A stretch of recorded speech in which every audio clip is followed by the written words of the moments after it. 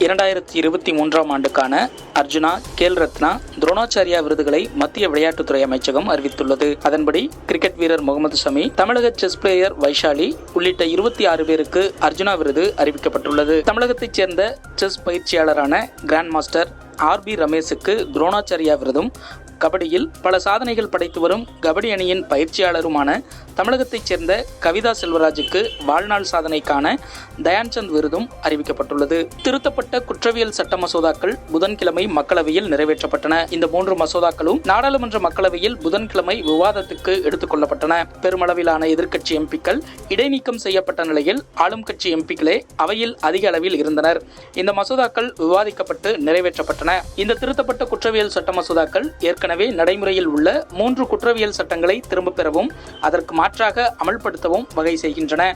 IPCக்கு மாற்றாக தாக்கல் செய்யப்பட்டுள்ள பாரதிய நியாய சங்கிதா மசோதாவில் கும்பலாக சேர்ந்து கொலை செய்வோருக்கு குறைந்தபட்சம் ஆயுள், அதிகபட்சம் மரண தண்டனை வழங்கப்படும் என கூறப்பட்டுள்ளது. இதுபோல் ஒவ்வொரு சட்டத்திலும் குற்றங்களுக்கு தண்டனைகள் மிகவும் கடுமையாக்கப்பட்டுள்ளன என்பது குறிப்பிடத்தக்கது. தூத்துக்குடி மாவட்டத்தில் மழை வெள்ளத்தால் ஏற்பட்ட பாதிப்புகளை மத்திய குழுவினர் புதன்கிழமை நேரில் பார்வையிட்டு ஆய்வு செய்தனர். தேசிய பேரிடர் மேலாண்மை ஆணையக்குழு ஆலோசகர் KP சிங் தலைமையிலான இந்த குழு பல்வேறு பகுதிகளில் கனமழையினால் ஏற்பட்ட பாதிப்புகளை நேரில் பார்வையிட்டு ஆய்வு செய்தது. மழை பாதிப்புகள் குறித்து மக்களிடம் கேட்டறிந்தனர். மத்திய குழுவினர் தங்கள் ஆய்வு குறித்து அறிக்கை தயாரித்து மத்திய அரசிடம் அளிக்க உள்ளனர்.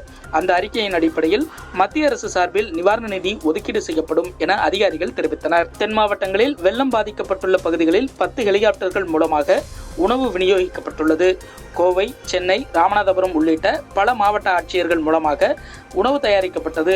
மதுரை மற்றும் தூத்துக்குடி விமான நிலையங்களுக்கு என ஒரு மூத்த அதிகாரி நியமிக்கப்பட்டுள்ளார்.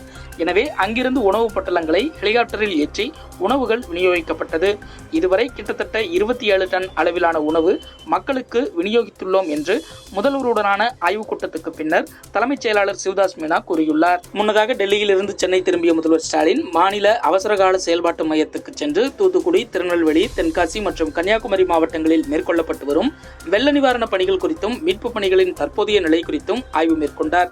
அப்போது மீட்பு பணிகளில் ஈடுபட்டுள்ள அமைச்சர்கள் மற்றும் அதிகாரிகள் அனைவரையும் பணிகள் அனைத்தையும் விரைந்து முடிக்க அறிவுரை வழங்கினார். திருநெல்வேலி மாவட்டத்தில் ஏற்பட்டுள்ள மழை வெள்ள சேதங்கள் குறித்து துறை சார்ந்த அலுவலர்களால் கணக்கெடுப்பு பணிகள் மேற்கொள்ளப்பட்டு வருகிறது.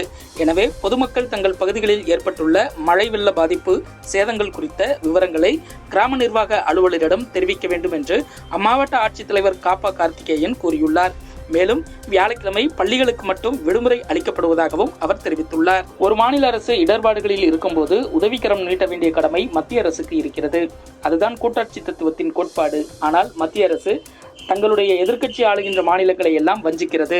குஜராத்தில் ஏதாவது பிரச்சனை என்றால் அள்ளி கொடுக்கும் மத்திய அரசு தமிழகத்துக்கு மட்டும் ஏன் ஓரவஞ்சனை காட்டுகிறது என்று திமுக MP திருச்சி சிவா கேள்வி எழுப்பியுள்ளார். மிமிக்ரி செய்து MP ஒருவர் என்னை அவமதிக்கிறார். அதை இன்னொரு MP மொபைலில் படம் பிடிக்கிறார். ஜெகதீப் தன்கர் அவமதிக்கப்படுவதை பற்றி எனக்கு கவலை கிடையாது.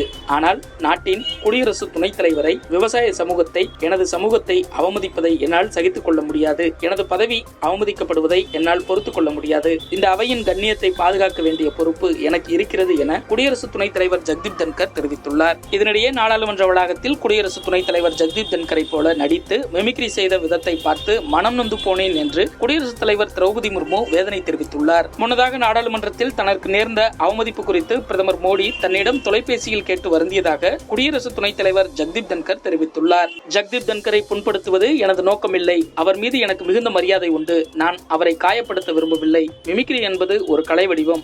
அவர் ஏன் இதை தனிப்பட்ட முறையில் எடுத்துக்கொண்டார் என தெரியவில்லை என்று நாடாளுமன்ற வளாகத்தில் ஜெகதீப் தன்கரை போல் நடித்து மிமிக்ரி செய்த விவகாரத்தில் திரிணாமுல் காங்கிரஸ் கட்சியின் MP கல்யாண் பானர்ஜி விளக்கமளித்துள்ளார். ஜெகதீப் தன்கர் விவகாரம் குறித்த செய்தியாளர்களின் கேள்விக்கு பதிலளித்த ராகுல் காந்தி இதற்கா முக்கியத்துவம் கொடுப்பீர்கள் என எதிர்கேள்வி எழுப்பினார். மேலும் நாடாளுமன்றத்தில் இருந்து 150 MPக்களை தூக்கி வெளியே வீசி இருக்கிறார்கள். அது குறித்து ஊடகங்களில் எந்த விவாதமும் இல்லை என்று ஆதங்கத்தை அவர் வெளிப்படுத்தினார். அவர்கள் எதிர்க்கட்சி உறுப்பினர்கள் ஒவ்வொருவரையும் இடைநீக்கம் செய்துவிட்டு சர்வாதிகார ஆட்சியை நடத்த விரும்புகிறார்கள். ஜனநாயகத்தில் இது நடக்காது. எனவேதான் நாம் மக்களை சந்திக்க திட்டமிட்டுள்ளோம். இடைநீக்கத்தை திரும்பப் பெற வேண்டும். நாடாளுமன்ற அத்துமீறல் குறித்து உள்துறை அமைச்சர் அமித்ஷா அவைக்கு வந்து விளக்கம் அளிக்க வேண்டும். இந்த கோரிக்கைகள் நிறைவேறும் வரை போராட்டம் தொடரும் என்று காங்கிரஸ் தலைவர் மல்லிகார்ஜுன கார்கே கூறியுள்ளார். இதனிடையே 141 எம்பிக்கள் இடைநீக்கம் செய்யப்பட்டது குறித்து பாஜக அரசை கடுமையாக விமர்சித்துள்ள காங்கிரஸ் நாடாளுமன்ற கட்சி தலைவர் சோனியா காந்தி ஜனநாயகத்தின் கழுத்து நெரிக்கப்பட்டு விட்டது என்று சாடியுள்ளார். இதனிடையே மக்களவையில் இருந்து 95, மாநிலங்களவையில் இருந்து 46 என இடைநீக்கம் செய்யப்பட்ட 141 எம்பிக்களும் நாடாளுமன்ற சேம்பர் லாபி கேலரிக்குள் நுழையக்கூடாது என்று மக்களவை செயலகம் தடை விதித்துள்ளது. இந்தியாவில் பல்வேறு மொழிகளிலும் ஆங்கிலத்திலும் வெளியாகும் சிறந்த இலக்கிய படைப்புகளுக்கு சாகித்ய அகாடமி சார்பில் ஆண்டுதோறும் விருதுகள் வழங்கப்படுகின்றன. அந்த வகையில் 2023ஆம் ஆண்டுக்கான விருது பெறுவோர் பட்டியல் புதன்கிழமை டெல்லியில் வெளியிடப்பட்டது. தமிழில் நீர்வழிப்படுவோம் நாவலுக்காக எழுத்தாளர் தேவி பாரதிக்கு இந்த ஆண்டுக்கான சாகித்ய அகாடமி விருது அறிவிக்கப்பட்டுள்ளது.